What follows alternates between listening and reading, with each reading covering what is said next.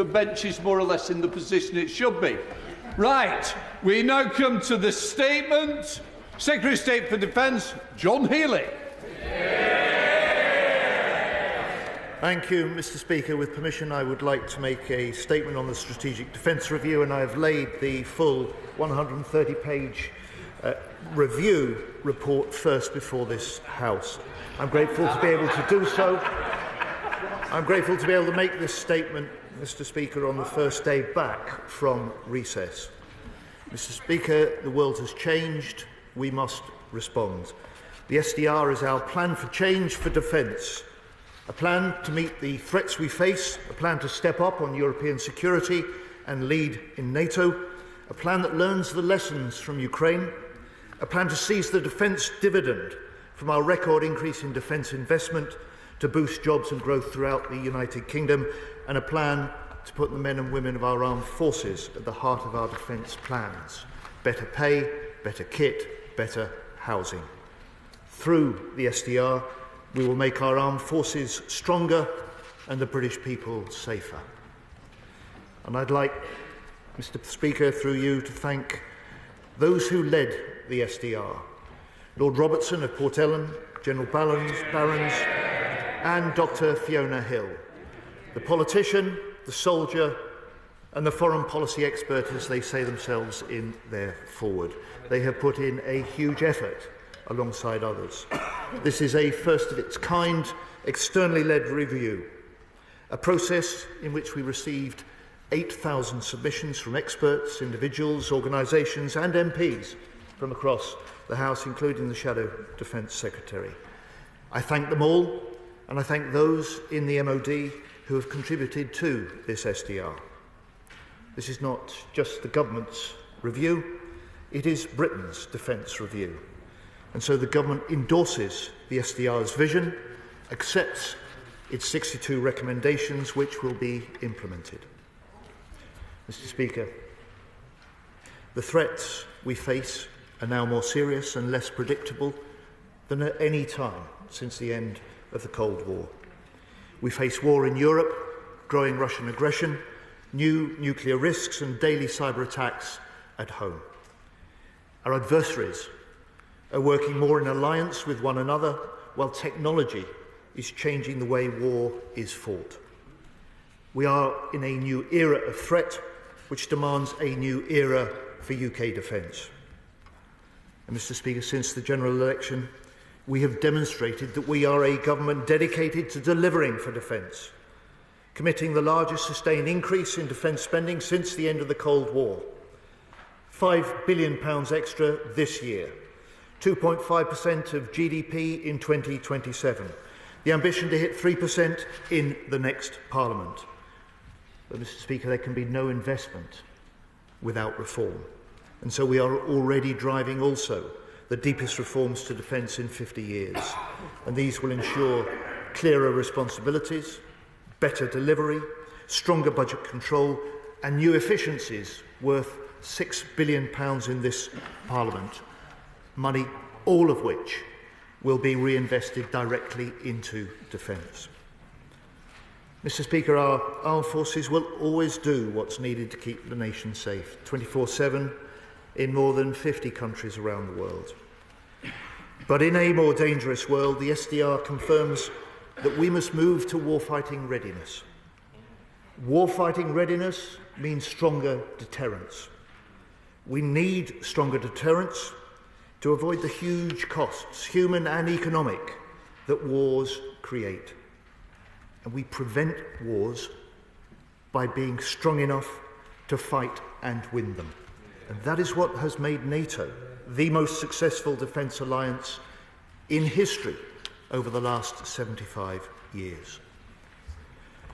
So, Mr. Speaker, we will establish a new hybrid navy by building Dreadnought, AUKUS submarines, cutting-edge warships and new autonomous vessels.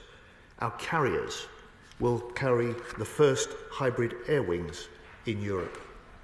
We will develop the next generation RAF with F-35s, upgraded Typhoons, 6th-gen GCAP and autonomous fighters to defend Britain's skies and to be able to strike anywhere in the world. And we will make the British Army 10 times more lethal by combining future technology of drones, autonomy and AI with the heavy metal of tanks and artillery.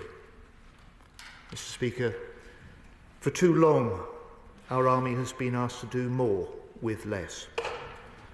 We inherited a long-run recruitment crisis, 14 Tory years of cuts to full-time troops. Reversing this decline will take time, but we are acting to stem the loss now and aiming to increase the British Army to at least 76,000 full-time soldiers in the next Parliament. Mr. Speaker, for the first time in a generation, we are a government who want the number of regular soldiers to rise. And on Homeland, Mr. Speaker, this is a government that will protect our island home.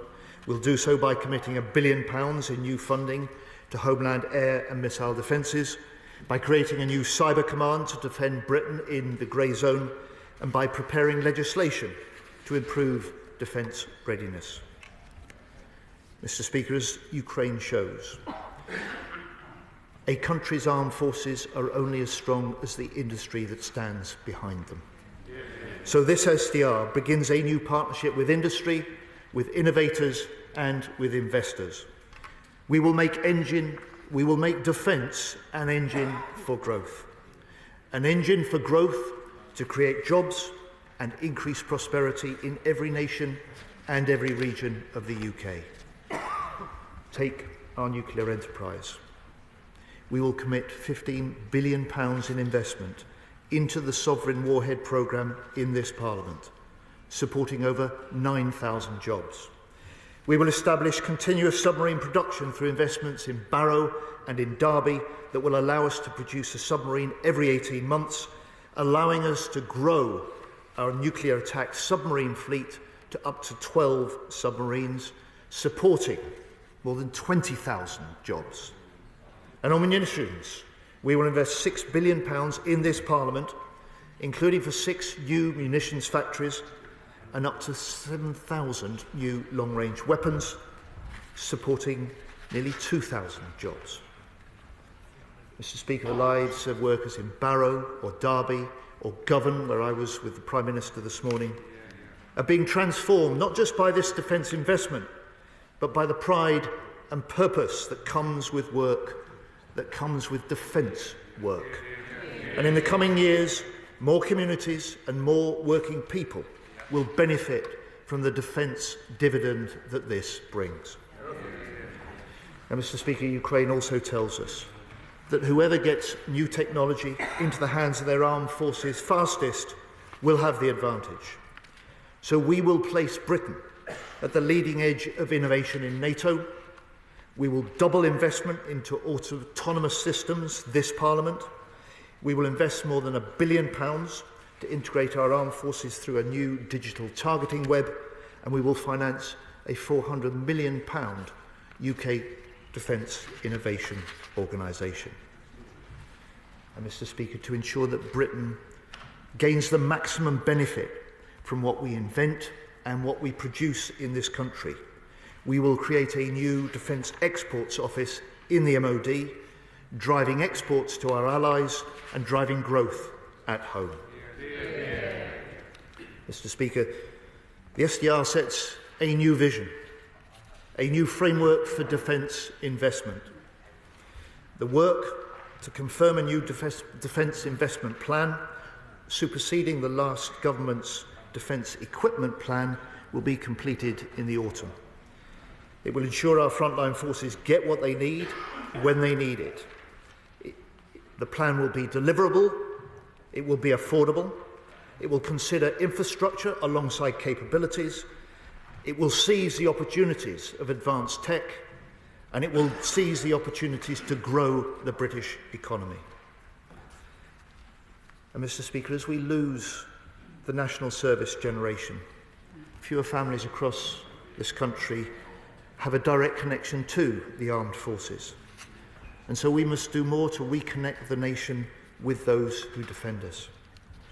And so, as the SDR recommends, we will increase the number of cadets by 30%. We will introduce a voluntary gap year scheme for school and college leavers, and we will develop a new strategic reserve by 2030. And Mr. Speaker, we must also renew the nation's contract with those who serve. We've already awarded the biggest pay increase in over 20 years, an inflation-busting increase this year, and now I've announced we will invest £7 billion of funding this Parliament for military accommodation, including £1.5 billion of new money for rapid work to deal with the scandal of military family homes. Mr. Speaker, this SDR is the first defence review in a generation for growth and for transformation in UK defence. It will end 14 years of hollowing out in our armed forces, and instead we will see investment increased, the Navy expanded, the Army grown, the Air Force upgraded, war-fighting readiness restored, NATO strengthened, the nuclear deterrent guaranteed, advanced technology developed, and jobs created in every nation and region of this country. Mr. Speaker, the Strategic Defence Review will make Britain safer, more secure at home and stronger abroad. Shadow Secretary of State James Cartledge. Thank you, Mr. Speaker. And before I turn to the substance, in responding to my point of order, the Secretary of State said that when he was in opposition, and I quote, "We were not offered a briefing. We had no advance copy of the Defence Review." Order. Please. It's not been a good day so far, and I don't want to interrupt it anymore. Thank you, Mr. Speaker. Actually, and he said this occurred when I was a minister at the MOD. In March 2023, before I became a minister, he was invited to a reading room in the morning of publication. And on the Defence Command Paper Refresh, July 2023, when I was a minister, when he said he didn't get a copy, I can confirm, and happy to substantiate this, a hard copy was dropped off at his office 9:30 a.m. that morning. I asked for a copy repeatedly on Sunday and on Monday, and earlier this morning we weren't given one. I've not even read the document, and I'm the Shadow Secretary of State. What I can add, Mr. Speaker, some of the biggest defence companies in this land were given copies at 8 a.m. this morning. Shameful. They've had hours to read it. I haven't read it at all. This is meant to be a democracy. This is meant to be a parliament. How can we hold them to account? Bye-bye, Luke. Now, Mr. Speaker, whilst they may have tried to hide the actual document from us for as long as possible today, what they cannot hide is what's happened in plain sight.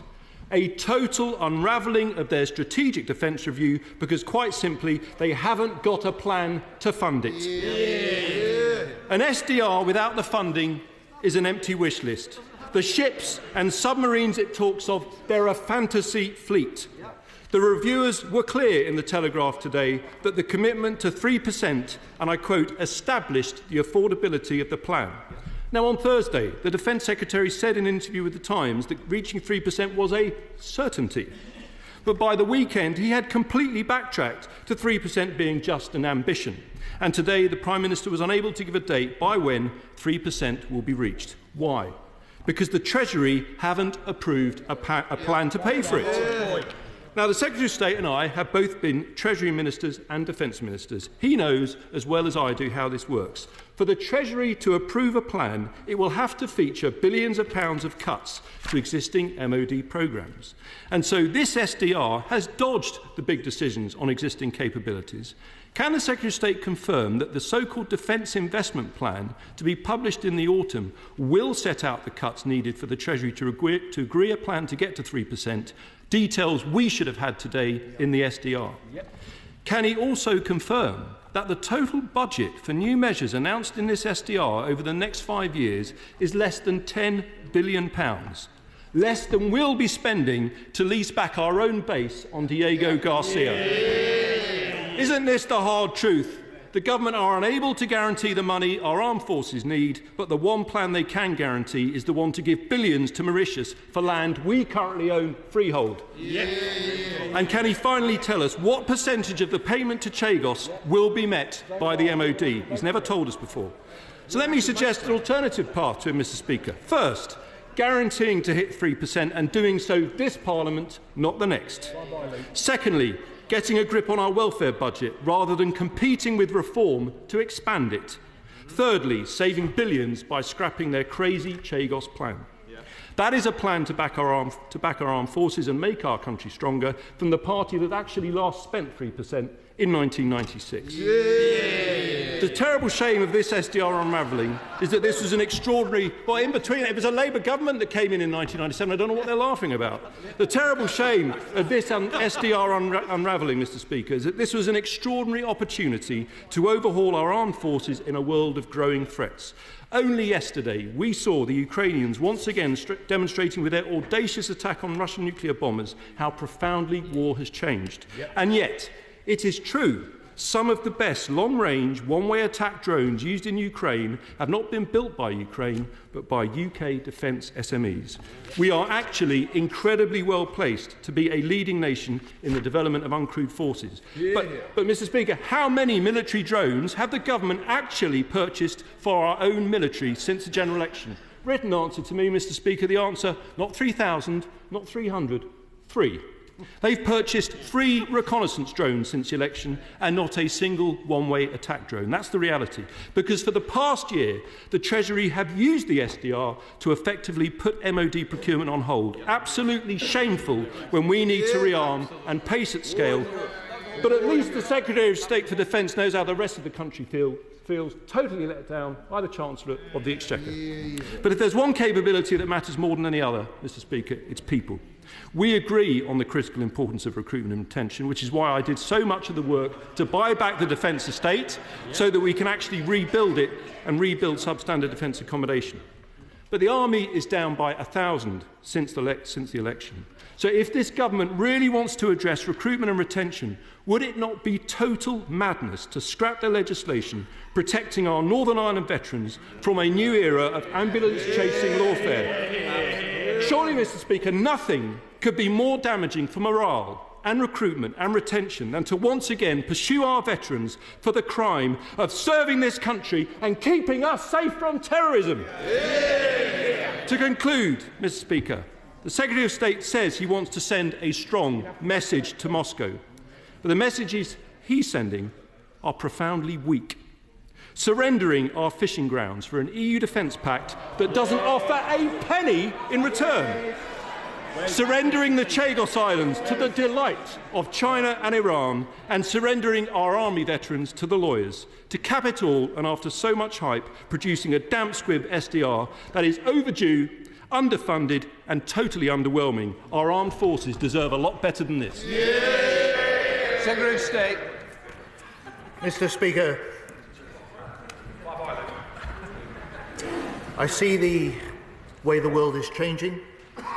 I see the way the Chancellor is fixing the economic foundations after the 14 years of failure under the Conservative government, and I have to say to the House, I have no doubt that we will meet our ambition to hit 3% of spending on defence in the next Parliament. It is something that the Prime Minister this morning reinforced. He said that the SDR can be delivered because our commitment to 2.5% was built into the terms of reference. And he said this morning, we are committed to spending what we need to deliver this review. He talks about unfunded promises. He knows about unfunded promises. His drone strategy was unfunded. It was 12 pages with more pictures than words. His munitions strategy was unfunded, and it was even unpublished. And his commitment, and his party's commitment to 2.5% on defence was never in government budgets. It was a gimmick launched 4 weeks before they called the election. They dither, we deliver. Mr. Speaker, On the Diego Garcia, I'll just say this to the Shadow Defence Secretary. This deal is a great investment in the defence and intelligence base that we share with the Americans. It is essential for activities that cannot be undertaken elsewhere, that we do not undertake with any other nation. It is a deal worth 0.2% of the defence budget. The US backed the deal, NATO backs the deal, Five Eyes backed the deal, Australia backs the deal, India backs the deal. So how, on this national security issue, have the opposition got themselves on the wrong side? Mr. Speaker, as far as this SDR goes, this is the defence moment of a generation. With threats increasing, defence spending rising, we have now a plan for transformation. A plan that will link the best of advanced technology with the heavy metal of our platforms. A plan that will drive the defence dividend to increase jobs and business support across the country, and a plan that puts people in defence right at the heart of our defence plans for the future, with increased pay, better housing and better kit to do the job to deter our adversaries in the future. During the Select Committee, Tamanjit Singh Desi. Thank you very much. Mr. Speaker, given the growing instability in Europe and beyond, and the fact that, amongst other things, the UK is the third most targeted nation on the planet in terms of cyber attacks, I wholeheartedly welcome the government's intention to turn the tanker around and increase focus on defence. However, the SDR is only as effective as the SR that will follow this month. So, to ensure that this strategic defence review does not befall the same fate as some of its predecessors, how confident is my right honourable friend, the Defence Secretary, that his and the Prime Minister's ambitions will be fully matched with a completely corresponding ambitious strategic defence review? So State. My honourable friend raises quite rightly the scale and nature of increasing cyber attacks this country faces. I have to say, Mr. Speaker, I was taken aback when I had the privilege of taking this job 10 months ago to find that in the last year, defence across the piece has been subject to over 90,000 cyber attacks that can be linked directly to other states.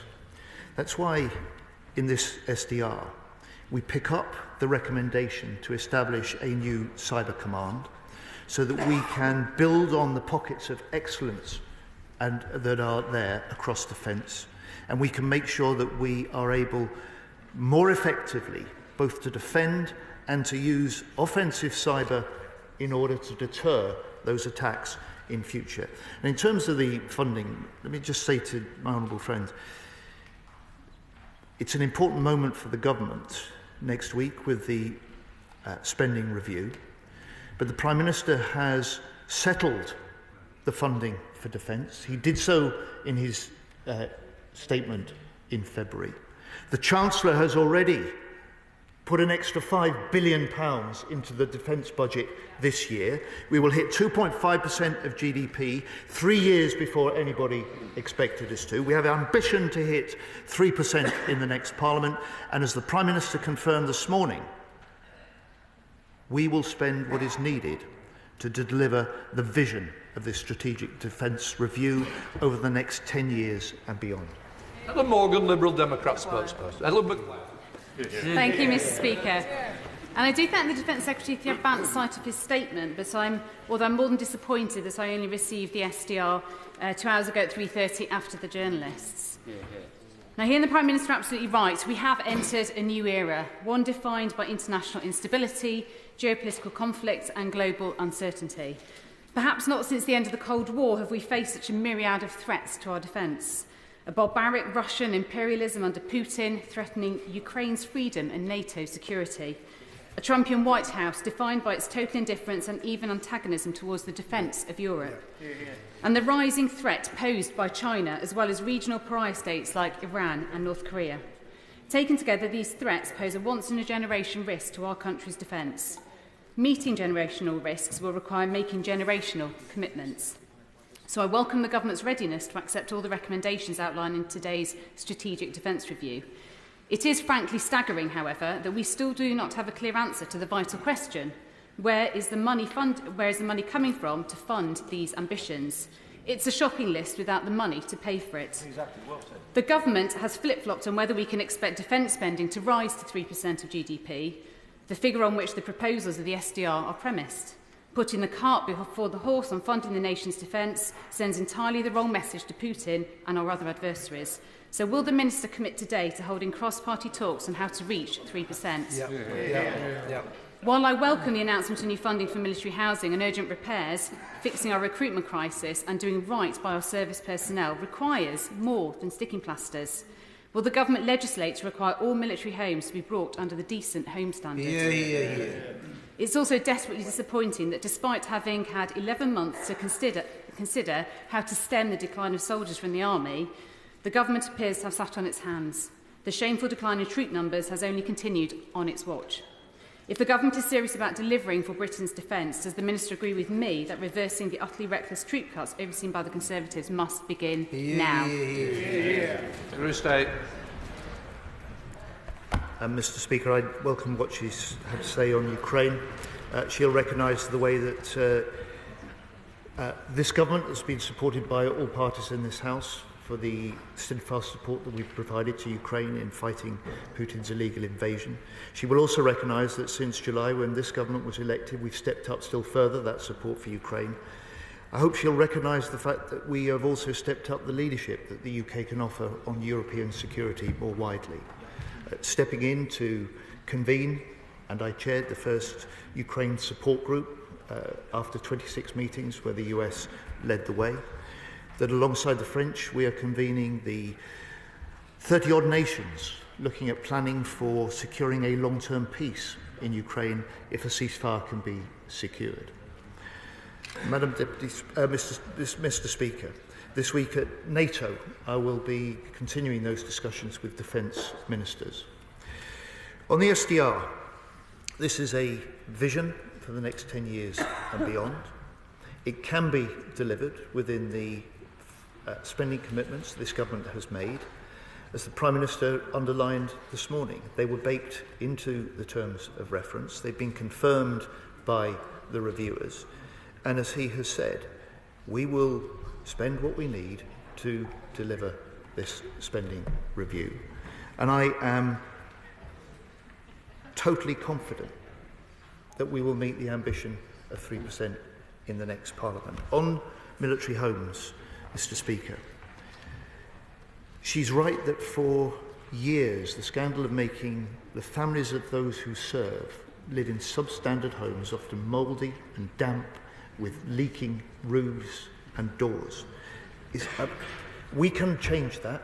We have acted to start to do that. For the first time this year, we have now bought back and we control 36,000 family military homes. For the first time, last month, we have set out a consumer charter with the basics of what people have to expect from the MOD as their landlord. And we have confirmed as well now an extra £1.5 billion over this Parliament that we will use to deal with the worst of military family homes, and we will be able to start also being able to develop long-term, building the homes we need both for our forces and more widely in the country, and use the huge asset for this country that MOD land offers. Dame Meg Healey, Chair of the Treasury Committee. Mr. Speaker, may I just use this moment to pay tribute to Lord Etherton, who died recently and whose review into the misjustice to LGBTQ+ veterans was enormous. I really welcome this review from the Secretary of State. I've been around long enough to see the words review, defence and strategic or modern or whatever in many, and as the Right Honourable Gentleman highlighted, the nadir was reached on the Right Honourable Member for Stone, Great Wyley and Penkridge in a report that had more pictures than text. But this report will only live if all members of this House agree that this is long-term, because as the Right Honourable Gentleman knows, it's the chopping and changing, stopping and starting of programmes that can cause often real problems for our men and women on the ground. Will the Secretary of State, does he agree with me, and what's he doing to try and make sure that we embed this for the long term? Secretary of State. Mr Speaker, I welcome my Right Honourable friend's welcome for this SDR. I welcome her recognition that this is a strategic defence review. I welcome her recognition also that this recognises the threats that we face and maps out the framework within which we have to make the investment decisions in order to deliver that, in order to make our forces stronger and, of course, British people safer. Mr Speaker, I will work with members of all parties across this House whenever this question of national security and the safety of our people is at stake. I welcome her support, and I welcome for her chairwomanship of the Treasury Select Committee, and hope that she may take an interest in that committee, in the fact that at the heart of this SDR, at the heart of our plans, is to make the defence investment, the record defence investment that this government is now making into this country, something that just does not reinforce our national security, but that can drive economic growth, that can bring a defence dividend, that can drive the mission of this government to increase the level of economic growth and bring jobs, business and new tech to every part of the country. Part of the House, Sir Edward Lee. History repeats itself. In 1935, we spent just 3% of national wealth on defence. Because we rearmed almost too late, we almost lost civilization, and by 1945 we were spending 52% of national wealth. Given that we are facing a crisis in Europe, an unparalleled Russian rearmament, almost as great as Germany in the 1930s, will the Secretary of State now do the right thing by history and commit to this House a firm commitment to 3.5%, not as an ambition, but by a set date? Secretary of State. Well, Mr Speaker, I'm surprised the Right Honourable Gentleman, given the points he makes, has not welcomed two things. First of all, the historic increase in defence spending this government has already put in. An extra £5 billion in this, our first year in government alone. He'll remember when his party came to power in 2010, they cut defence spending by £2 billion in that year. But also the commitment and plan to increase spending to 2.5%, 2 years, in 2 years' time, and to 3% in the next Parliament, an ambition that I'm confident we'll hit. Can I say to him this? If we are going to meet the challenges of the SDR, if we're going to meet the challenges of reinforcing our industrial base and our armed forces as he urges, he's right also to say that we can't do this alone. We don't do this alone. We're one of 32 nations in NATO. And so the second thing I'm surprised he won't welcome is the fact we now have agreed a security and defence partnership agreement with the European Union that is the first step potentially to allowing us to work with other European nations in the European Union and use some of the financing that may be available in Europe to do exactly as he urges us to. Mr Speaker, I'm sure the whole House will be under no doubt of just how proud we are in Barrow-in-Furness to be building the submarines that keep our nation safe. Yeah. The commitment to expanding this country's submarine programme with up to 12 SSN AUKUS boats to be built in our shipyard is the start of the next chapter in that illustrious career. Does my right honourable friend agree with me that defence spending under this Labour government means investment in British companies, in local supply chains and in the very fabric of our communities? Secretary of State. I will indeed, Madam Deputy Speaker. My honourable friend is right. She's a strong champion for Barrow and for its shipyard. She will know that the investment programme that we have confirmed is about increasing the ability to produce more submarines more rapidly and to reach the point where we can look to design, build and launch a new submarine, a new attack submarine every 18 months. That will allow us to respond to the threats that we anticipate in 10, 20 years' time. It will allow us to meet our NATO commitments, and we will succeed in doing this to the extent that we have a government ready to invest, and we have a town in Barrow and a supply chain across the whole of the United Kingdom of proud workers willing to lend their professional expertise to this production and this most important mission, securing our nation's defences for the future, contributing to a stronger NATO, and also reinforcing our ability to generate jobs and prosperity, including in Barrow. Lincoln Job. Thank you. Thank you, Madam Deputy Speaker. And I thank the Secretary of State for his statement. When I worked on these in the Ministry of Defence, all defence reviews had up arrows and down arrows. And from what I've read in the brief time that we've had the defence review, it does seem a lot of up arrows. There's only one that I can really find, which is not extending dreadnoughts out of service date beyond 2050. Does the Secretary of State want to roll the pitch a bit and just indicate where capabilities might be de-emphasised or indeed lost? Secretary of State. Madam Deputy Speaker, this is a strategic defence review that sets out a vision and a framework for decisions over the next 10 years and beyond. It could only be delivered because of the increase in defence spending, the historic increase, the largest increase in defence spending this government has made since the end of the Cold War. That is the basis on which we'll make the decisions. That's the basis on which we will deliver the SDR's recommendations. Alex Baker. Deputy Speaker. It's a proud day for us in the home of the British Army to see Labour investing more in defence. More than we saw under 14 years of the Tory government. It's clear to me that we need more innovative financing solutions to support the new defence technologies set out in the SDR, such as the technologies being developed at Cody Business Park in Farnborough, which I visited this morning. Will the Secretary of State support my campaign for a multilateral defence, security and resilience bank to help power more investment, jobs and opportunities in Aldershot, Farnborough and right across the country? Secretary of State. Madam Deputy Speaker, she is proud of the government, she's proud of the SDR, and I have to say we are proud of her as the first Labour MP ever for the town of Aldershot, the home of the British Army, and she serves that community and she serves the Army with great distinction as the town's MP.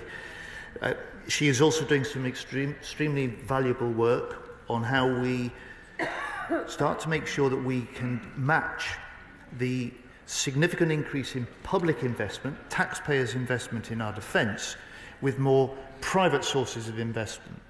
And I'm following the work that she's doing in developing those ideas very closely, and I'm looking at them very closely as well, as I know my right honourable friend the Chancellor is too. Sir James Cleverly. Thank you, Madam Deputy Speaker. Like many in the House, I've only had a chance to skim read the SDR. Fundamentally, it seems to be heading in the right direction. But why so timid? Why so slow?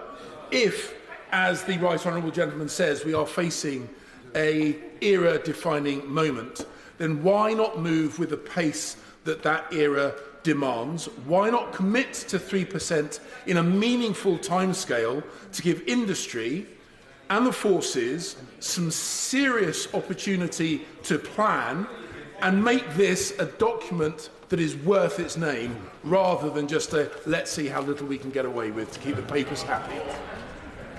Madam Deputy Speaker, I reject that characterisation completely.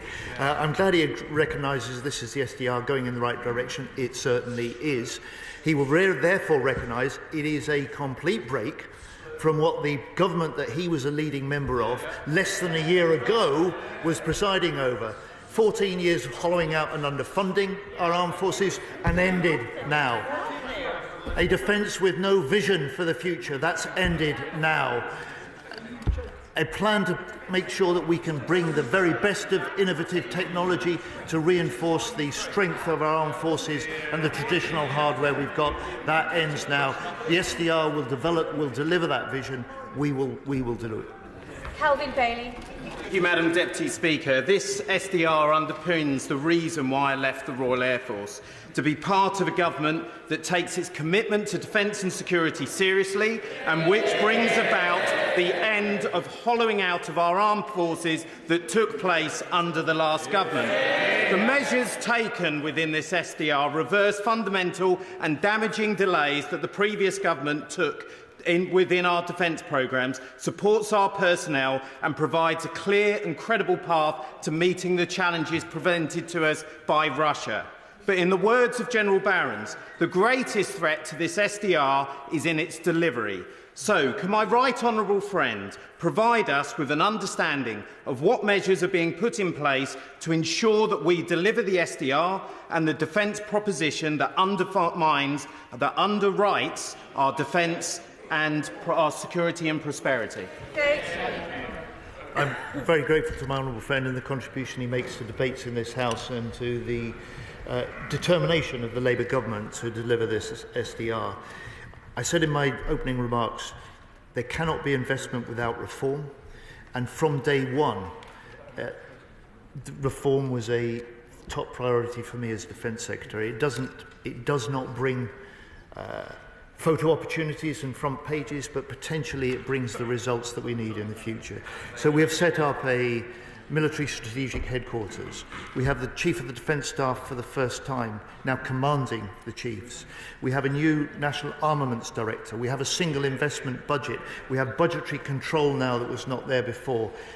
Madam Deputy Speaker, these are the ways, the reforms in place, the further reforms we will drive that the SDR reinforces and endorses. This is the way that we give ourselves the best chance to deliver the vision set out by the reviewers so ably in the Strategic Defence Review report. Madam Deputy Speaker, what is the difference between the Chancellor's black hole and the Defence Secretary accepting 62 recommendations from the SDR without committing the funds to pay for them? Because the Prime Minister and the government have committed the funds. We've committed the funds. We built them into the terms of reference that allow this strategic defence review over the next 10 years and beyond to be delivered. That's the confirmed view of the reviewers. That's exactly what my job now as Defence Secretary will be to do. Fred Thomas. Speaker, and I strongly welcome the Secretary of State's support and his leadership in this time of increased threats. We saw over the weekend that Ukraine have managed to destroy, they say, as many as 40 Russian bombers deep inside Russia. That's at a value, they would say, of £5 billion, which is almost as much as we are raising the defence budget by. So we have to get after innovation, and this SDR does that. In particular, I wanted to ask the Secretary of State about page 59, talking about rapid commercial exploitation quickly. It mentions pulling the latest technology into operations, unlocking private equity and venture capital. My question is this: do we need to change the commercial competition laws within the civil service to allow that to happen, or can it already happen? We certainly have to change the procurement system. And the Chancellor and I have already announced at the spring statement the way that we will ensure that the sort of innovation that my honourable friend talks about can move from to contract far faster than we've done before, and that we can make sure that the sort of spiral development that the Shadow Defence Secretary first started to look at in government can actually be pursued and put in place. We will do that. It's part of the procurement reforms that we are bringing in place, because pace, as well as new innovation and new companies that have so much to offer, are part of how we do this in the future. Sir Smith. Madam Deputy Speaker, can I just say that Mark Rutte, head of NATO, the last few days said that all NATO nations must achieve 3.5% of GDP on defence spending. Now, I heard the the right honourable gentleman, a man, by the way, I respect a lot, and he's known me for a long time in this House. I simply say to him, when he said on Saturday, there is no doubt the UK defence spending will rise by 3% by 2034, I nodded in approval and thought, great, they've got a commitment. By Sunday, that appears not to be the case. Can I say to him, nobody here wants this strategic defence review to succeed more than I do, having sat in here and never agreed with the idea of the peace dividend from start to finish. Russia, China, North Korea and Iran are all seen as threats inside this. So will he now, please, get to the dispatch box, as the character that he is, and say, to achieve this, we will need at least 3%, if not more, and this government will be committed to spending it. Secretary of State. I'd say to the right honourable gentleman, look, don't take it from me at the dispatch box this afternoon, take it from the Prime Minister when he said, we will spend what is needed to deliver this review. He's made that commitment in the House. He's made that commitment today. It is the vision of this strategic defence review that becomes now the mission of this government to deliver. In room. Thank you, Madam Deputy Speaker. Much of the new hardware pledged today won't be delivered for some years and won't be effective without the personnel to operate it. So I ask the Secretary of State, what more will the government do today, right now, not in 2034, to ensure our armed forces are recruiting those service personnel that these long-term plans will rely on? Secretary of State. Well, Madam Deputy Speaker, the honourable gentleman is right. In many ways, defence is a special case. Many of the decisions we need to take now in order to secure the future of future generations, in order to develop and secure the capabilities we will need in order to do that in 10, 20 and 30 years' time. And he's also right that it's the people that are at the heart of this. In terms of recruiting into the armed forces, he'll recognise the 14 years of failure and the recruitment and retention crisis that we were left with last summer. He will know that I've removed over 100 of the rules that prevented some people from applying to join the forces. He will know that I've introduced a direct entry for those with cyber talent to join and contribute to our defences. And he will recognise also that we are looking to retain those who are valuable to us, paying better, looking to upgrade the housing, and where needed, special retention payments to deal with it. This is going to take time. We're closing the gap, but I'm determined that we will reverse that long-term decline. And for the first time, this is a government that wants to increase, not see a further cut in the size of our army. Emma Lewell. This review is welcome. Where the last government hollowed out our armed forces, we are rebuilding. Russia's Northern Fleet and China's Polar Silk Road ambitions have seen both countries focus and cooperate in the High North. As the framework nation for the JEF, the UK has limited surface fleet capable of operating in the polar ice. Can my right honourable friend confirm if the new hybrid navy will see this capability scaled up? Secretary of State. Madam Deputy Speaker, I can, and I can also say to my honourable friend, she plays an important part in debates in this House, including on the Defence Select Committee. She recognises that, as we can see from Ukraine, and as we can see from Ukraine, it is the nations that are able to bring together the innovation, the rapid innovation in new technology, with the hardware of established weaponry and platforms that will have the combat edge in the future. I'm determined that Britain will be at the leading edge of innovation in NATO, that our forces will be better equipped in the future, and that we will reform and rebuild our British industry to be able to equip them for exactly that. John Clare. Thank you, Madam Deputy Speaker. I very much welcome the aspirations of this strategic defence review. And I welcome the statement on page 7 where it says we will develop a new defence investment plan. But as the Secretary of State knows, through all the budgets and fiscal events that he sat through, he cannot give this House a categorical assurance over future spending commitments.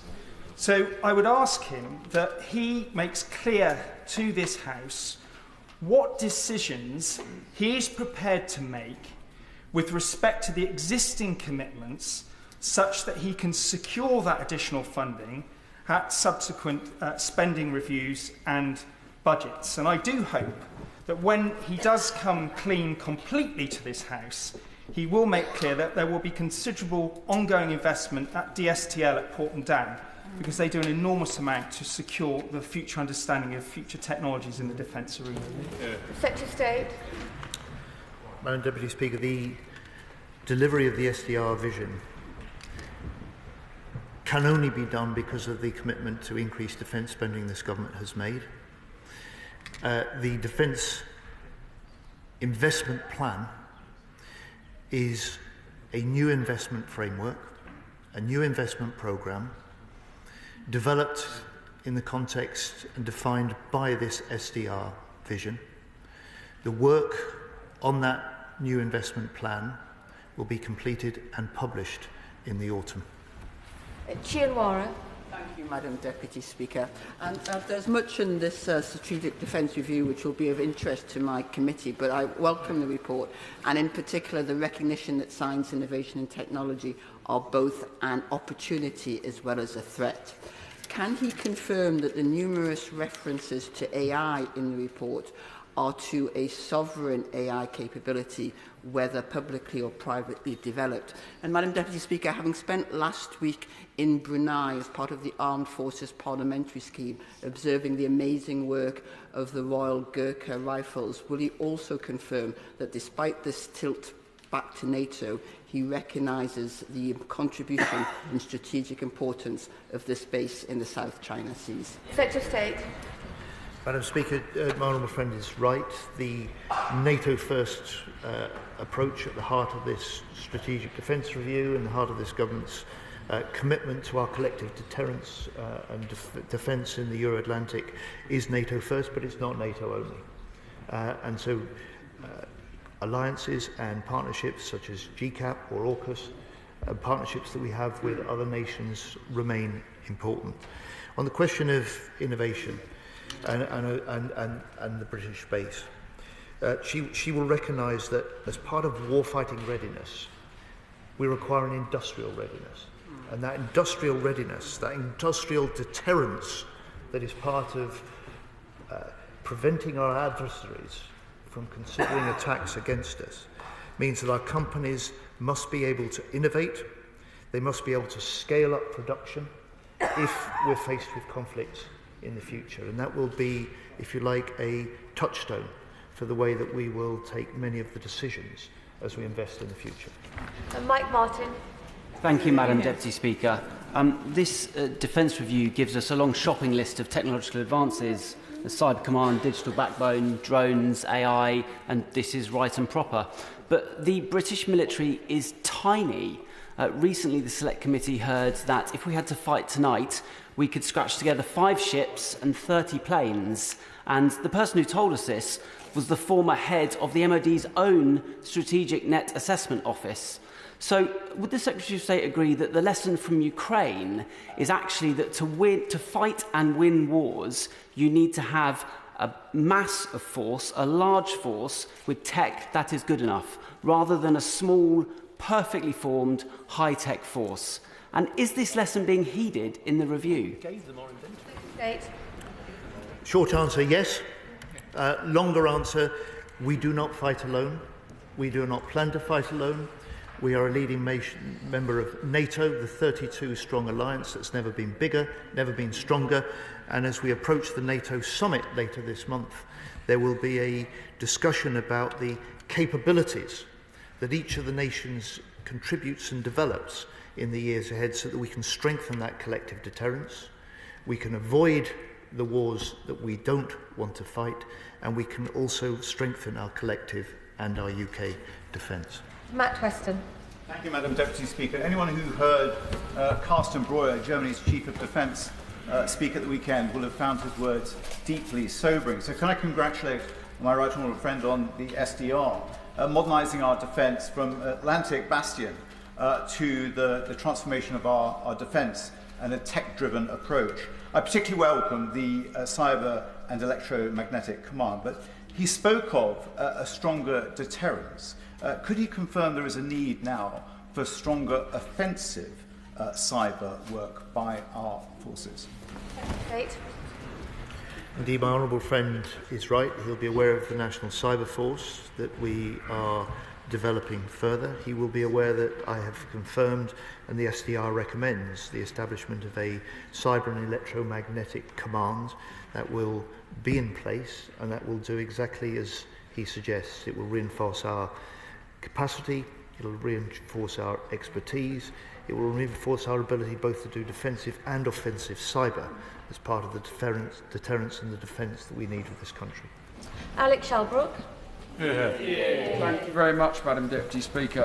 I welcome the Defence Review. It does set a direction, there's much in it, but I would like to just say something to the Secretary of State, which I don't agree with, on page 68, paragraph 20, about Defence should only run training and education itself when it cannot be obtained externally at suitable cost, because I think tying in with page 105 and point 4, where it says it reconsiders its training estate need, the Navy should ensure this capacity by design. I worry that that would mean the closing of Dartmouth. And the reason I link those two statements together, I'm sure the Secretary of State has visited Annapolis in the United States, Royal Naval Officer Training. And the model they have there really is one that brings a real fellowship to people who want to stay in the armed forces because of all those things that are offered through those degrees, etc. So can I urge the Secretary of State to perhaps, when we have a further debate, I'll expand on those comments, but also give a reassurance that great institutions and buildings such as Dartmouth are not going to be closed under this review. Secretary of State. Madam Deputy Speaker, this SDR and the plans that will follow will only build further on the proud professional tradition and reputation of our Navy, our RAF and our Army training. And I say to the Honourable Gentleman, I look forward to the further debates that he promises. Ben. Thank you, Madam Deputy Speaker. Can I welcome the calm assurance that my right honourable friend has brought to the House today? Our country is safer and stronger for the decisions that he has announced today. Yeah. But if we are to be more prosperous too, then we will need clear objectives for the spending that he has announced to drive more jobs, more innovation and more economic growth here in our country. Will he set out clear targets for each of those objectives when he brings forward the Defence Industrial Strategy a little bit later on this year? Secretary of State. Madam Deputy Speaker, I will take my right honourable friend's well-informed observations into account. I will take the observations of his Select Committee into account. I welcome the attention that he has given to this as we develop our thinking for the Defence Industrial Strategy. Kirsty Blackman. There's a serious lack of answers here. Apparently there's going to be further clarity in the forthcoming Defence Industrial Strategy, Financial Services Strategy, Defence Diplomacy Strategy, Reserve Personnel Strategy, Defence Housing Strategy and Defence Estate Optimisation Programme. And he can't even provide clarity on where the money's coming from. Can the Secretary of State provide some answers on what on earth they've spent the last year reviewing? State. Madam Deputy Speaker, we've spent the last 10 months delivering for defence. We put in place the largest increase in defence spending since the end of the Cold War. We've given the armed forces the biggest pay rise for more than 20 years. We've voted £1.5 billion now to increasing the standard of armed forces housing, and we bought back 36,000 military homes. We've invested in stronger veteran support. Madam Deputy Speaker, we've also struck the most deep defence agreement, the Trinity House Agreement with Germany. Madam Deputy Speaker, we're delivering for defence. This is a government that will do more, and the SDR gives us the vision and direction to do that. Debbie Abraham. Thank you, Mr. Deputy Speaker. And I welcome the SDR and also in particular the reference to the increase in investment in the Defence Medical Services. But given that 70% of veterans have a clinical mental health condition, can my right honourable friend explain the interface that this will have with the NHS mental health services and how that will be managed? Secretary of State. Yeah, my honourable friend makes a really important point. Just as the NHS contributes to our armed forces, members of our armed forces are often working full-time within our NHS.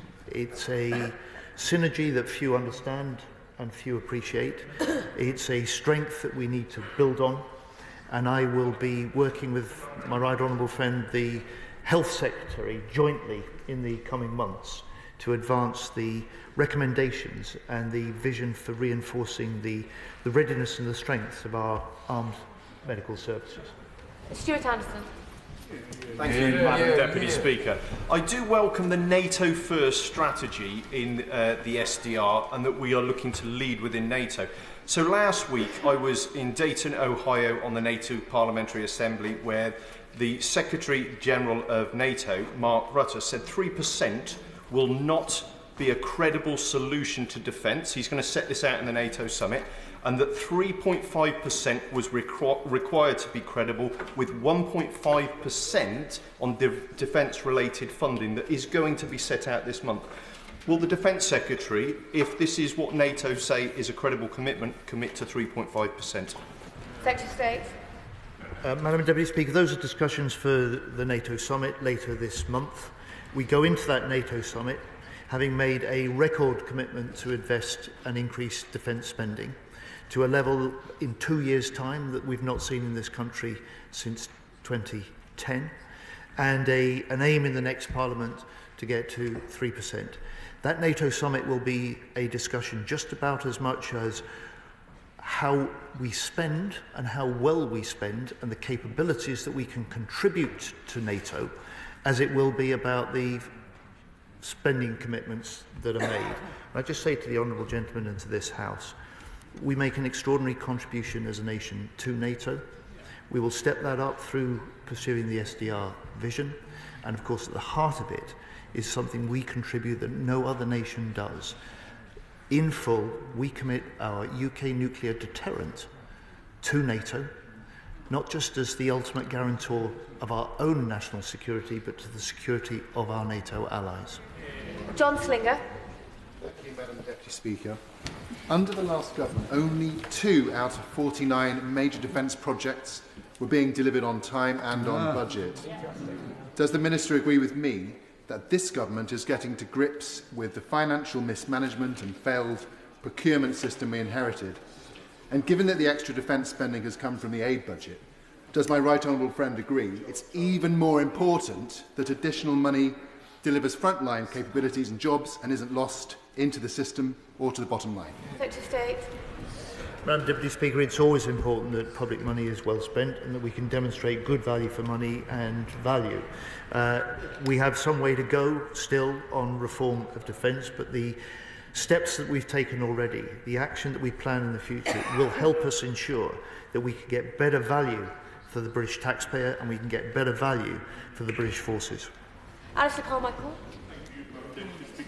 The review describes responsibility for space policy in government as being fragmented.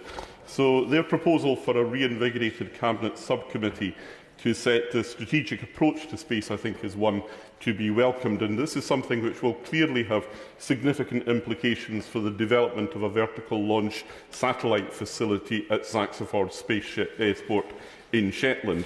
But will the Secretary of State ensure that hardwired into that subcommittee there is a process of engagement for the operators at Saxiford and the communities that host them, so that both might be empowered to deliver on this most important strategic objective for the country as a whole? At the heart of the SDR's insight and recommendations is a new relationship between government and industry, one that we've already started to put in place, one that allows industry and potentially investors to see that the challenges that we face and contribute their ideas and their innovation to solving those. That will be applied just as much in space as it will in other areas of new capabilities that we need to develop. Effort. Speaker, the procurement system that my right honourable friend inherited from the party opposite is in chaos. Only 2 major defence projects delivered out of 49 on time. So I wonder if my right honourable friend can say what he's doing to get to grips with that situation, because new technology needs to be delivered on time, otherwise it risks being outdated by the time it's put into use. State. My honourable friend is right, and he's sitting next to my right honourable friend there, who chaired the Public Accounts Committee that branded and quite rightly saw the defence procurement system as broken. It's a measure of the extent of the reform, the overhaul that is required. We've begun that and we will complete that. Hood. Thank you, Madam Deputy Speaker. Recommendation 26 sensibly calls for the expansion of in-school cadet forces. So will the Defence Secretary now work with the Department for Education to reverse their penny-pinching cuts and reinstate the school staff instructor grants to help extend cadet forces into more state schools? We will indeed work with the Department for Education in delivering this recommendation and this ambition. Quite rightly, the SDR review have set out, which is to increase the number of cadets by 30% by 2030. It offers a unique opportunity for many young people, skills, experience that makes a transformation to their lives and their prospects. Harry Moon. Whereas, Madam Deputy Speaker, this is unquestionably an important moment, a significant review, so I find it incredible, astonishing in fact, that once again, for this important statement, Reform members have gone AWOL. They clearly don't give a damn about the defence of our country. On page 35 of the review, there is an overview of the dependencies and threats and includes critical minerals such as lithium. Does the Secretary of State agree with me that the most effective way to reduce dependency on such critical minerals from the likes of China is to invest heavily and urgently in domestically produced and processed critical minerals like tin, lithium and tungsten in Cornwall? Secretary of State. Well, Madam Deputy Speaker, I'm not sure whether the honourable gentleman has tin, lithium and tungsten mines in his own constituency, but he's quite right to point to those natural reserves in this country, in Cornwall, and he makes a very powerful case to this House this afternoon. Gavin Robinson. Madam Deputy Speaker, the Secretary of State will know that my party and the people we are privileged to represent from Northern Ireland are hugely supportive of our armed forces, and he should know that as a region we disproportionately provide more personnel than any other part of our country to those armed forces. I was encouraged to hear him talk about every region and nation of the United Kingdom benefiting from this SDR, but whilst we heard about Derby and Govan and Barrow, there was a slight omission about Northern Ireland. Now, the Secretary of State knows how pivotal companies in my constituency were for Ukraine in their initial phase of defence with Enlaw and more laterally Star Street. Can he confirm that Northern Ireland will indeed benefit from strategic and significant investment? Secretary of State.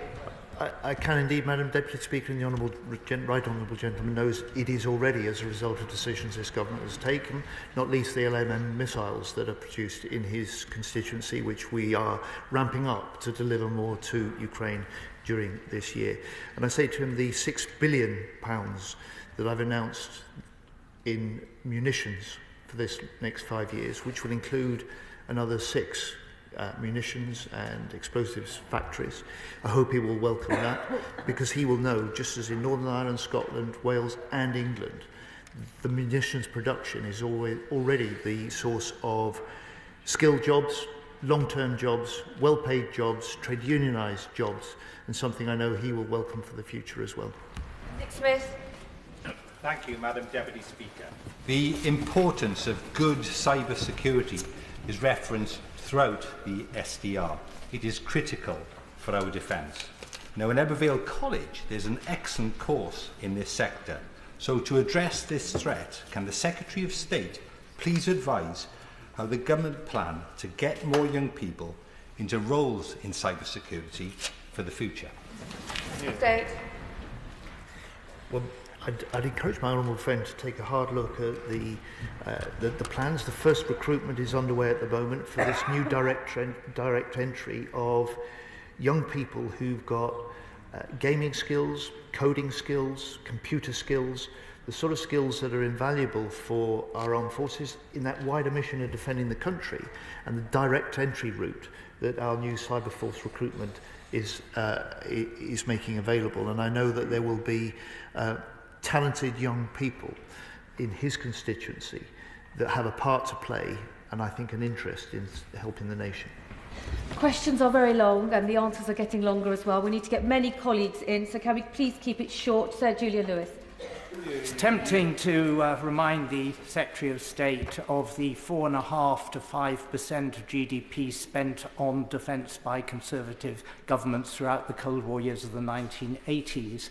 But instead, may I ask him whether he would, like me, endorse what Admiral Lord West wrote in the national press last week when he stated that the Chagos deal was a disgraceful decision, and as a former Chief of Defence Intelligence, he did not accept that the move is, quote, absolutely vital for our defence and intelligence, as the Prime Minister claims. He is a former Labour Security Minister and their current House of Lords representative on the Intelligence and Security Committee, so he knows what he's talking about, doesn't he? Secretary of State. On the contrary, Madam Deputy Speaker, this deal is essential to safeguard the operational sovereignty for the UK of the base on Diego Garcia, to allow us to protect within the 20 nautical mile radius of that base the ability to safeguard that for the future. It's essential to our and American intelligence and defence operations. It is a linchpin of that special relationship that we have between the US and the UK on intelligence and defence matters that the Right Honourable Gentleman is always such a strong champion of. Zara Sultana. Thank you, Madam Deputy Speaker. Well, the government pledges to raise defence spending to 3% of GDP, funneling hundreds of billions in public money to arms companies and their shareholders, and continuing to arm Israel's genocide in Gaza. It is at the same time slashing disability benefits, keeping millions of children in poverty through the two-child benefit cap, and cutting winter fuel support for pensioners. How does the government justify finding billions for war while claiming there's nothing for the poor? Secretary of State. Madam Deputy Speaker, the first duty of any government is to defend the country and keep it safe and safe. We invest in defence in order to deter and prevent the war that brings such extreme human and economic costs. And I just ask my honourable friend to consider this. If we can't defend the country, where will we be with an NHS without power? With submarine cables that mean data doesn't work. Strong national security is fundamental to a stable economy, a strong society, and I hope my right honourable friend will recognise this is imperative and important for the country, that we pursue the vision in the SDR. Wendy Chambers. Madam Deputy Speaker, it was right that the Secretary of State recognised the military communities that serve across the UK, and it's also right that we recognise the communities that support them. The Strategic Defence Review recommendations that the Government has accepted will have a direct impact on communities across the UK. So can I ask the Secretary of State, when will we know, so that communities such as Lookers in my own constituency of North East Fife are aware of the implications of the Defence Review, and so that we are thinking of things such as education, transport, health and other infrastructure too? State. Well, from today, Madam Deputy Speaker, the Armed Forces communities, including in her constituency, will be able to read the report for themselves. They will be able to draw the implications for them and their families for themselves. Julie Binns. Madam Deputy Speaker, I'm proud that my constituency of Carlisle and North Cumbria is home to Europe's only electronic tactics facility, and I'm proud that it's this government that has set out steps in this SDR to strengthen our electromagnetic and cyber defences. Could the Secretary of State say a little bit more about why those elements of our defence are so critical? Madam Deputy Speaker, the facility of my honourable friend's constituency plays a really essential role in our national security. I welcome her support for this, and she'll recognise that the decision to set up a cyber and electromagnetic command is part of what the SDR does, drawing lessons from what we can see about the way that the nature of warfare is changing week by week in Ukraine. Thank you, Madam Deputy Speaker. The document says this will allow us to grow our nuclear-powered attack submarine fleet to up to 12. And isn't the truth, and let's speak the truth, that this is the ask to the Treasury? The spending review has yet to decide what the defence programme will actually be. I hear what he says when he says, with his full force and sincerity, that, quotes, we will fund this spending review, this defence review. But how is he going to achieve that without very much more significant cuts in other budgets, because this government and no government can afford to spend much more and borrow much more, if anything at all. So how is he going to get the cuts through necessary to fund this big increase in defence spending beyond 3.5%, because we all know we're going to need more than that? He asked me about the attack subs. This is an investment that we're making now in the production capacity so that we can build at a faster rate. We can have a double production line in Barrow. That will allow us to build new subs to meet the number of subs we'll need in the future to deter the threats that we will face, meet our NATO commitments, and I'm glad that he welcomes it. Joanna Baxter. Madam Deputy Speaker, I want to congratulate my right honourable friend for his statement, because this is a significant investment in the security of our nation. I was thrilled to see the Prime Minister announce up to 12 new attack submarines, boosting growth in Scotland and the UK, keeping the UK safe for years to come. But I was astonished to read over the weekend that the SNP government in Holyrood is blocking investment in a specialist welding centre in Glasgow by withdrawing a £2.5 million grant. So can the Secretary of State confirm to the House, if the SNP continues to block the funding for this centre, will this Labour government step in? Secretary of State. I was astonished to learn over the weekend that the SNP government is withholding a £2.5 million support for Rolls-Royce to set up a specialist welding skills centre. This is essential, not for munitions, as the SNP government says, but for the across the board, the sort of pipeline in the shipyards that bring such wealth and jobs to Scotland. And I can confirm to my honourable friend, if the SNP will not change their view, if they will not step in to make this skills centre possible, then we will. Dame Caroline Dinage. Thank you very much, Madam Deputy Speaker. Constituents in Gosport will be keen for him to clarify 2 points, please. This line, page 105, reconsidering training estate needs, will concern many. Could he confirm that the outstanding training establishments at HMS Sultan and HMS Collingwood, which employ so many, will not be under threat? And secondly, when will the promised funds for accommodation come through? Because the previous government spent £400 million on upgrading that. It was beginning to filter through, but now there are 69 units of service family accommodation in Gosport which are empty because they are deemed not fit for human habitation, and it's getting worse under his watch. Secretary of State. Madam Deputy Speaker, we are doing further work on the nature and the needs for our defence estate. It's right that we do that. Because we have a long-term view now, we'll be able to take better long-term decisions on that. In terms of the 67 homes that she mentions, these are part of 8,000 family military homes which are empty at the moment, many because they're unfit for families to live in. I hope she'll welcome the 1.5 billion extra in this Parliament that we will create to overhauling the worst. I hope she'll also welcome the longer-term plan in the defence housing strategy that we will publish, because we can do much better, and we must do much better for our military families. Louise Jones.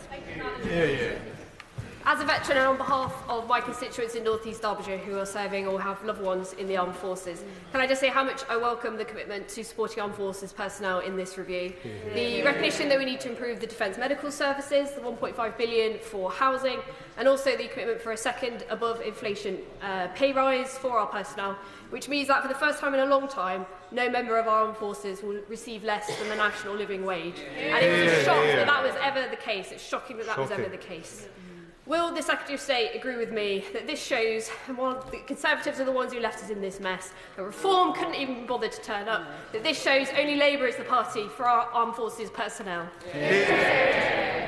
My honourable friend is right. Labour is the party of defence. Labour is the party that will put defence people right at the heart of our plans for the future. Better pay, better housing, better kit to do the jobs that they serve and they volunteer to do to defend us all.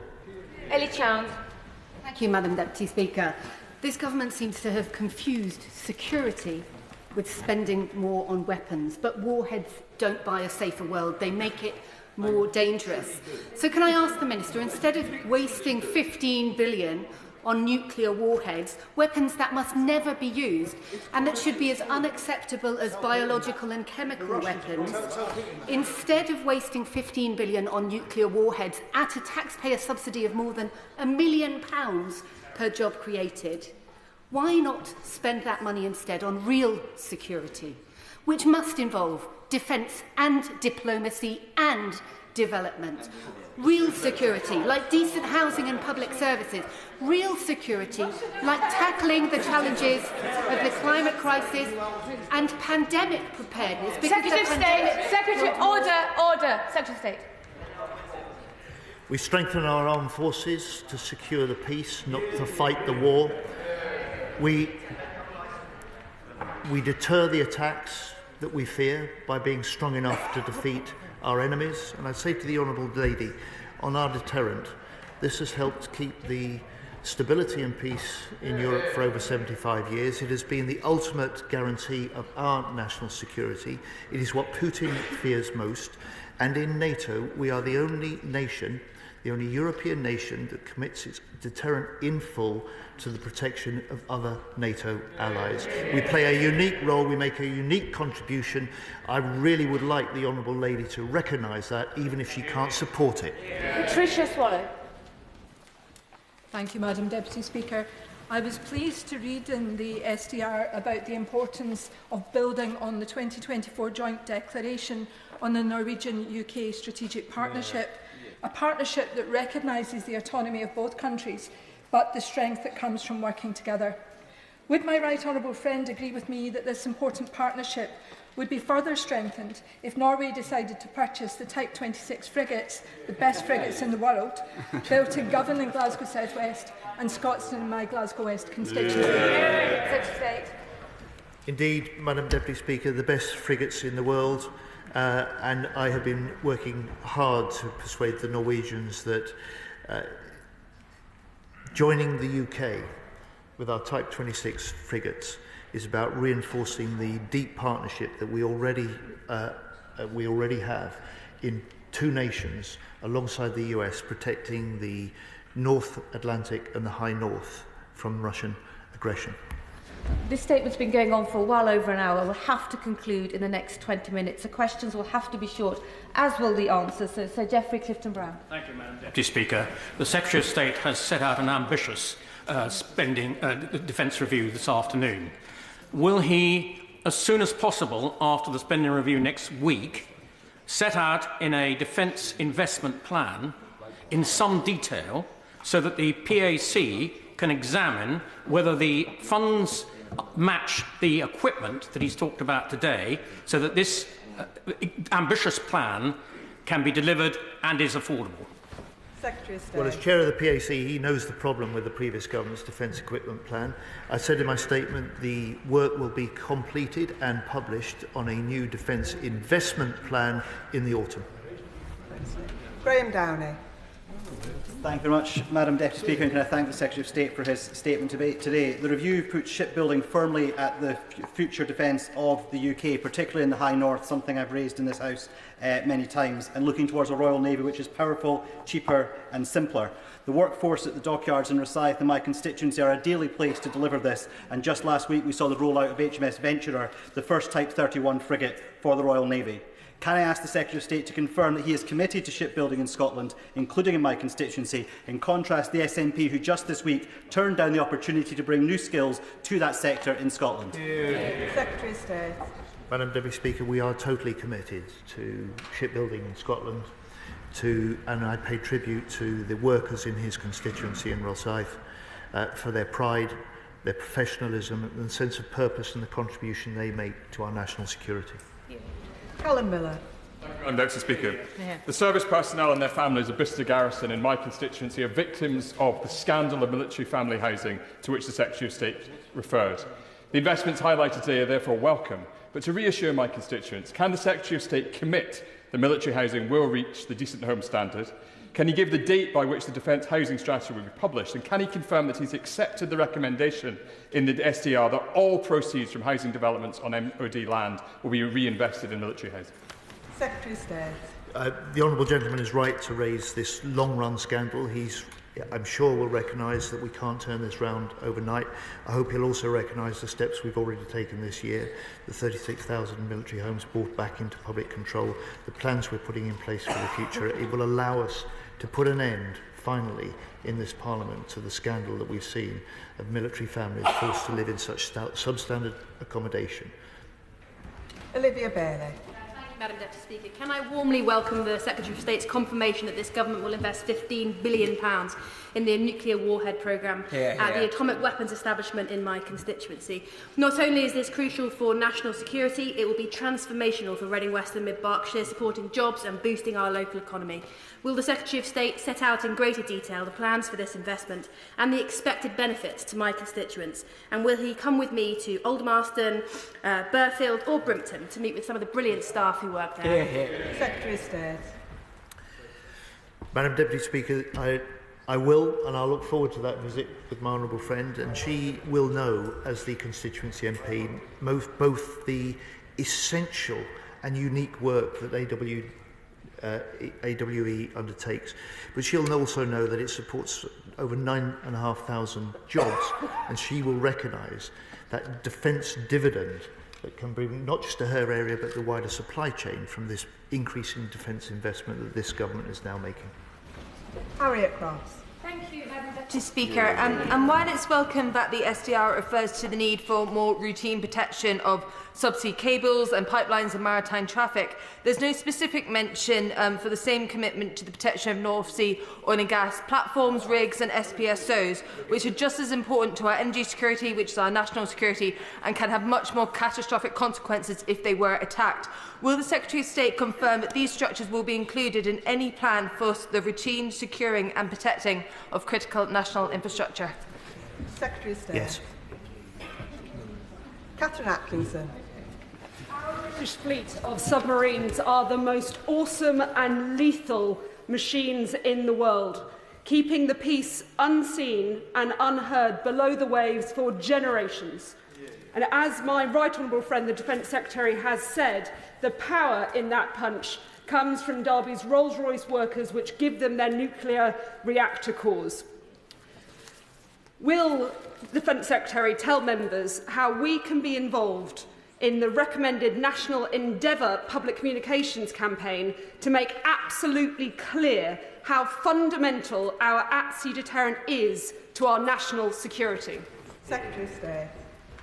Madam Deputy Speaker, in many ways my honourable friend is doing exactly that this afternoon in the House by reinforcing the importance of this at the heart of our security, but also the importance of it to the jobs, the technology, the businesses, the supply chain and the strength of the economic growth. And she is making the case that defence investment can drive economic growth, and we will make sure that it does. Paul Holmes. Thank you very much, Madam Deputy Speaker. I refer the House to my interest declared in the Register. Can I just push the Secretary of State on the answer he gave to my right honourable friend, the member for Gosport, about HMS Collingwood? My constituents will look for reassurance of making sure that has a long-term place in the defence estate. But can I also ask him about recommendation 40, which says the Royal Navy should explore alternative approaches to augmenting the Royal Fleet Auxiliary to deliver a balanced, cost-effective fleet that maximises the UK's warfighting capabilities. The RFA is already stretched, and I've been on visits to the RFA where they have told me that they are stretched with the operational requirements placed on them. Can I ask him, it sounds to me like that is a loss of operational independence, so will he commit to an expansion of the Royal Fleet Auxiliary consisting of ships that are purely managed by the Royal Navy under the Defence Estate? Secretary of State. Madam Deputy Speaker, we're proud of the Royal Fleet Auxiliary. They increasingly do tough jobs that in the past we would have expected the Royal Navy to undertake. Their role and contribution is under-recognised, and I'm keen to see their role reinforced, the recognition greater, and we will make sure that we do that as we pursue the SDR's vision. Rachel Maskell. Thank you, Madam Deputy Speaker. The 1st Division, headquartered in my constituency, impressed upon me the importance of our diplomacy and soft power and the excellence of the training which is provided to our armed forces. We've heard a lot about hard power today, but will he ensure that we put serious resources into that soft power, the diplomacy, which is so important at de-escalating risk, and also will he ensure that we continue that training in my armed forces city of York? Secretary of State. Madam Deputy Speaker, her city, the City of York, has a proud military history. She speaks strongly of it this afternoon. She's right to recognise the role of diplomacy alongside hard defence, but perhaps she also could do more to recognise the fact that defence, military and civilian defence personnel have an important diplomatic role to play alongside the Foreign Office.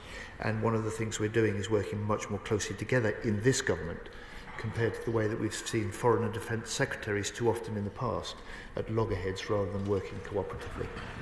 Dr Caroline Johnson. Thank you, Madam Deputy Speaker. Madam Deputy Speaker, Sleaford and North Highcombe is the home to RAF Cranwell, RAF Digby, much of RAF Waddington and Beckingham training ranges. This defence review will be read with interest across the constituency. Many of my constituents serve in the armed forces, are veterans or work in the defence industry.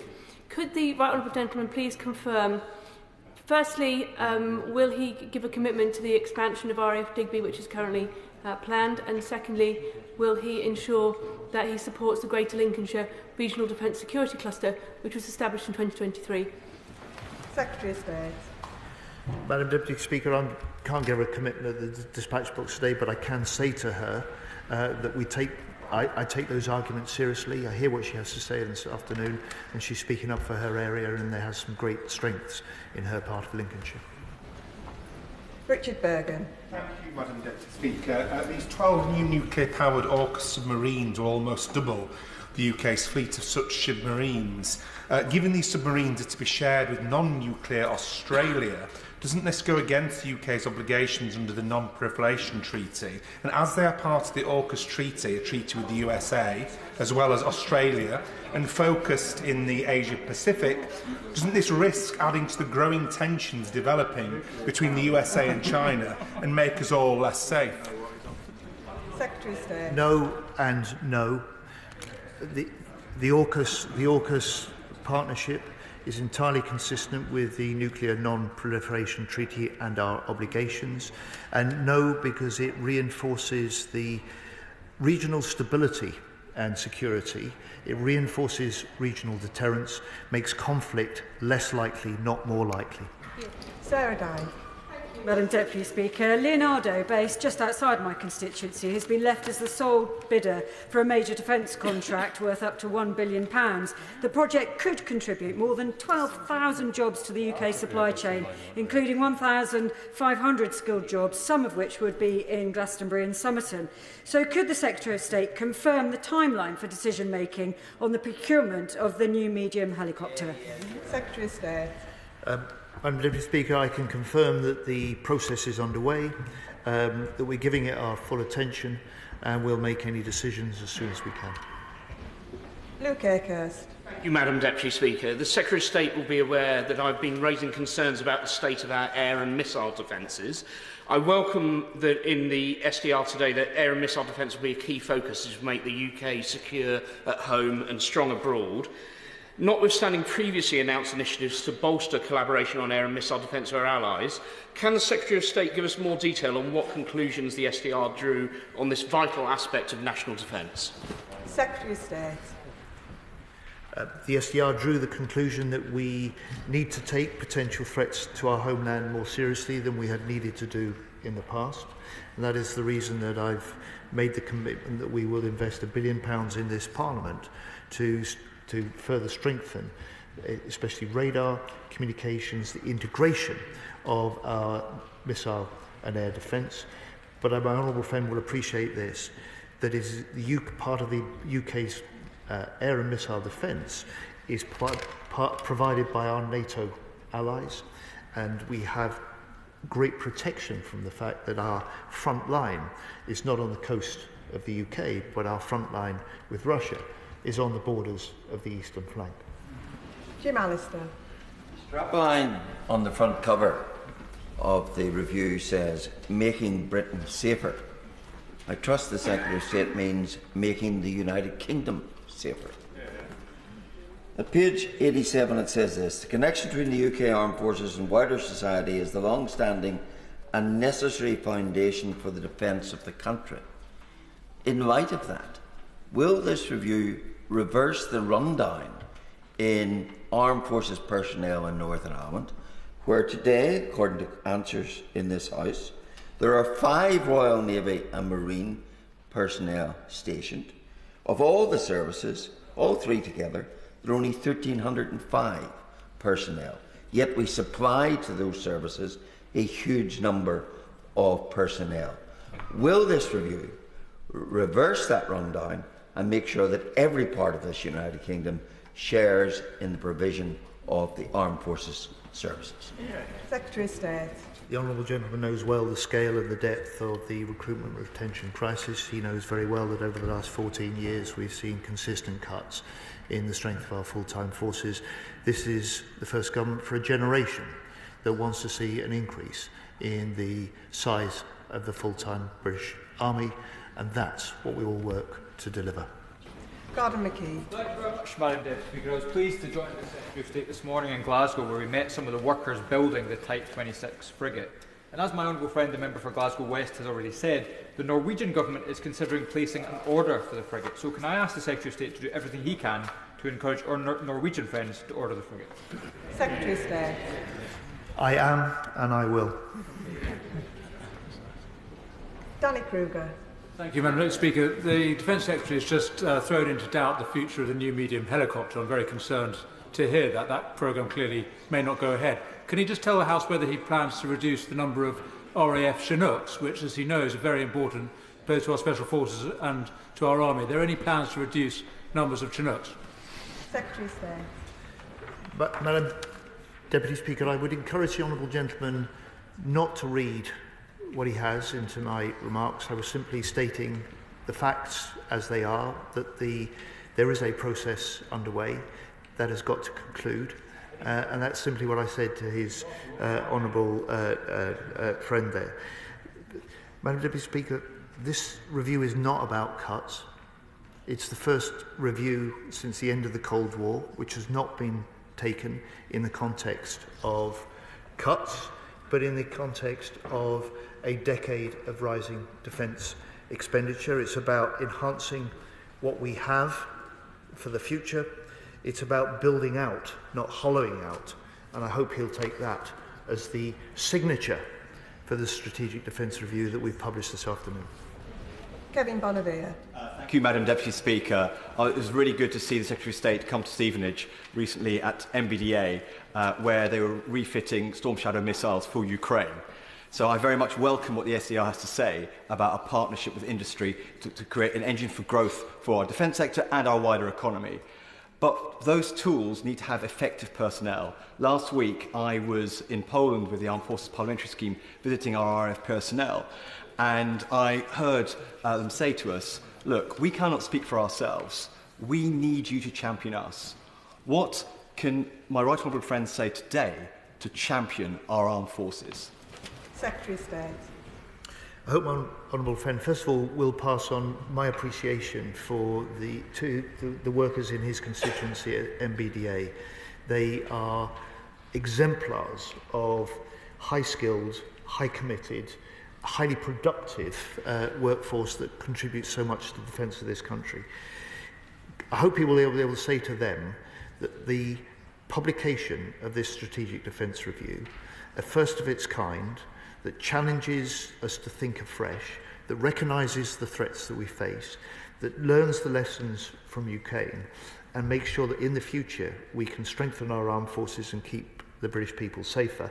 I hope he'll recognise that this is a significant contribution that he urges on the government. Cameron Thomas. Thank you, Madam Deputy Speaker. In the last decade, China has expanded its military to a degree only matched since 1945 by the USSR in the Cold War era. In the last decade, the previous government did not read the signs coming from Russia. This government must read the signs coming from China. Ukraine does not have 5 years. Taiwan does not have 5 years. I invite the government again, bring us to the table and let's find 3% now. Secretary of State. Madam Deputy Speaker, we've increased defence spending this year by £5 billion. We will reach 2.5% in the year after next. We aim for 3% in the next Parliament. This is a record increase in defence spending. It's not been matched at any time since the end of the Cold War. The honourable gentleman could do more to recognise that basic fact. Scott Arthur. Thank you, Madam Deputy Speaker. And I thank the Secretary of State for his statement and his leadership. In Edinburgh South West, I have Bedford Barracks, Dreghorn Barracks and also RAF Kirknewton. So I do want to focus my comments through the lens of our service personnel. Recommendation 17 rightly links retention to accommodation, and in particular the number of moves that staff often have to make throughout their service. This can be a particular issue where children are involved and both parents are serving. So when developing his policy in this area, can the Secretary of State commit to working with groups like Forces Children Scotland to make sure the voice of children, service children, are heard in this debate? Thank you. Secretary of State. We will indeed, Madam Deputy Speaker, and my honourable friend makes a very powerful case for that organisation, but it's one among many. We're involving the voices of forces families in our defence housing strategy. We'll do the same in other areas which will help us put defence forces families and forces personnel at the very heart of our defence plans. Ben Obsujecti. Deputy Speaker, with reference to Recommendation 46, the US's 2025 Marine Aviation Plan published earlier this year outlined that the US Marine Corps, by far the biggest user of F-35B, has changed their programme of record, reducing orders for F-35B by 73 aircraft in favour of F-35C. The upshot of this is that the unit price of each B aircraft is about to increase by tens of millions, and we haven't yet committed to a second tranche. So what assessment has been made of the current queue for F-35A, despite the decline in its fully mission-capable rate with the US Air Force? And following on from my many written questions, what assessment has been made of converting our remaining B orders to F-35C and modifying our carriers to Qatar, which would also extend their range and therefore increase their survivability in a near-peer conflict? Oh, very good. Secretary of State. Madam Deputy Speaker, the SDR, as the honourable gentleman says, recommends commencing discussions with the US and NATO on enhancing the UK participation in NATO's nuclear mission. We have accepted this recommendation, as we have with the other 61 recommendations in this review. I will not comment in public on those discussions, but this is what putting NATO first looks like. Alan Gemmell. Thank you, Madam Deputy Speaker. I congratulate my right honourable friend on this excellent review and say, will he do all he can to use this new focus on British industry to choose Aralis as the replacement for the Hawk jet, meaning thousands of jobs in the UK, a final assembly, production and testing in my constituency in Prestwick, the opportunity for exports, the first British-built jet in 50 years, and our red arrows being British and Scottish. Secretary of State. Madam Deputy Speaker, I know my honourable friend will welcome the Strategic Defence Review and the reviewer's reinforcement of how valuable our British Red Arrows are to the nation, and he is making a very powerful case for the capacity to look for a replacement Hawk trainer in his own constituency. Madam Deputy Speaker, the SDR makes the commitment, sets the vision that allows us to say we will ensure that there is a defence dividend for the defence investments that we make in the future, that we will do more than we've seen under the previous government to direct British taxpayers' investment first to British jobs, British-based businesses, British innovation and British tech. Vicky Slade. Thank you, Madam Speaker. I rise to speak as a proud member of the Armed Forces Covenant family. My husband Paul's a naval veteran and my daughter's a reservist. And I'm really pleased to see the whole society approach in Chapter 6 of the Defence Review. But what actions are being taken to make a career of service in the Armed Forces more attractive to young people and address the specific issues raised by those who are leaving the service, in particular how the nation fails to treat them as the heroes that they are? Secretary of State. The Honourable Lady makes a very powerful case, and I pay tribute to the members of her family that make their own contribution to service in that way. I would just encourage her to do more of this, to speak up, to explain, to help us close that gap that has been growing in recent years between the wide range of people in society that have no personal and family connection any longer to the forces. We need them to understand, we need them to recognise, we need them to pay tribute to the service and the sacrifice that those who do serve and put on the uniform provide for us all. Sean Davies. Thank you, Deputy Speaker. Last month I had the honour of visiting RBSL in my constituency at Telford, who, along with many defence companies and organisations, are so proud of the effort they help do to help Britain defend itself here and around the world. The SDR provides certainty to industry, but I think we do need to go further, ensuring every government agency and body, every government department, from skills, infrastructure, planning and availability of land, gets behind the ethos of the SDR. Will he agree with me that in order to do that, the creation of growth cluster zones, allowing certainty for local communities, will assist in that mission? Secretary of State. Madam Deputy Speaker, my honourable friend is a powerful voice and a powerful advocate for that approach. He's been a powerful advocate for Telford. He will welcome, as I know he will, that the additional UK investment under this government means that we will now have a new gun barrel factory in his constituency. It will bring the new jobs. It will bring the new prosperity. It is part of defence investment driving economic growth in the future in this country. Jeremy Corbyn. Thank you, Madam Deputy Speaker. The world is in the midst of an arms race. Last year, according to the Stockholm Institute, $2.7 trillion was spent on arms, a 9% increase on the previous year. He's proposing a very substantial increase in defence expenditure by this country. What I find sad and disappointing is in the review, there is no analysis, there's no documentation, there's no process of how we reduce tensions around the world, bring an end to the existing conflicts, and enhance and empower the world's institutions, like the United Nations, to avoid conflict in the future, so we can deal with the real issues of insecurity, of poverty, hunger, which forces so many people to become refugees around the world. Surely there is a way that we could be doing things that brings about a more peaceful world, rather than just pouring more and more money into weapons. Secretary of State. I understand the right honourable gentleman's argument and his point of view. He overlooks the fact that this Strategic Defence Review draws on over 8,000 submissions that were part of the material that they base their recommendations and their vision on. And I'd simply say to the honourable gentleman, we deter those conflicts that have such massive human and economic costs by being strong enough to defeat those adversaries that would do us harm. That's why NATO has been the most successful defence alliance in history over the last 35 years. That's why we will step up and play a more leading role in NATO for the future. And the final question on this statement, Andrew Pakes. Madam Deputy Speaker. Can I thank my right honourable friend for the statement and his leadership on this issue since we've come into government.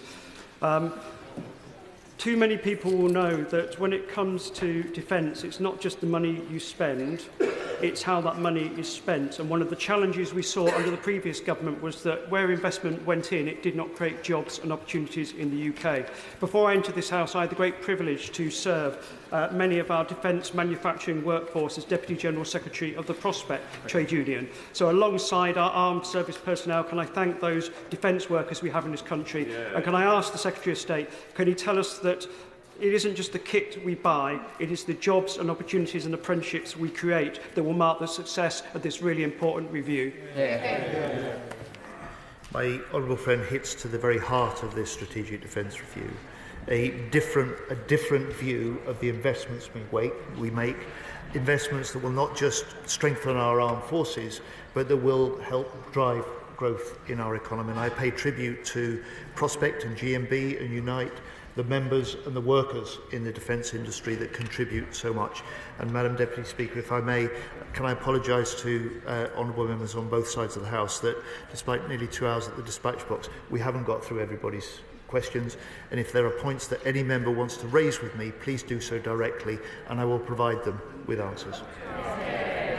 That concludes the statement. Point of order, James Cartledge. Thank you, Madam Deputy Speaker. And I just want to add to what I said earlier in my point of order and to seek your guidance, because I just reiterate how incredibly disappointing it is if you're the Shadow Secretary of State for Defence, on the day of the SDR you don't get to read it before you have to stand up and respond to the government. But the key point I want to make is this. I said earlier that we knew of one major defence company that had received a copy of the document at 8 a.m. this morning. I've been told of another major prime, one of the largest, who received a copy at 8 a.m. this morning. That means that at the time that I was messaging the Minister for the Armed Forces, begging him to let us have a copy, and he was saying we couldn't, they were having breakfast reading the SDR. And now, you heard Mr. Speaker, he referred to the phrase skin in the game. He was very concerned about a document being given early in the morning to big defence companies that have skin in the game. Can you advise us on what more we can do to probe this point and hold the government to account on the issue of commercial sensitivity?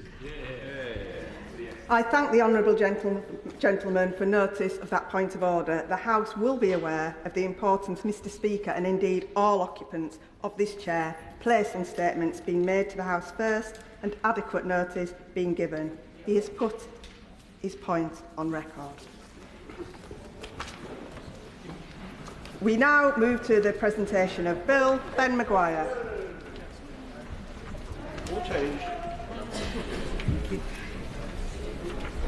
Short-term let planning permission bill.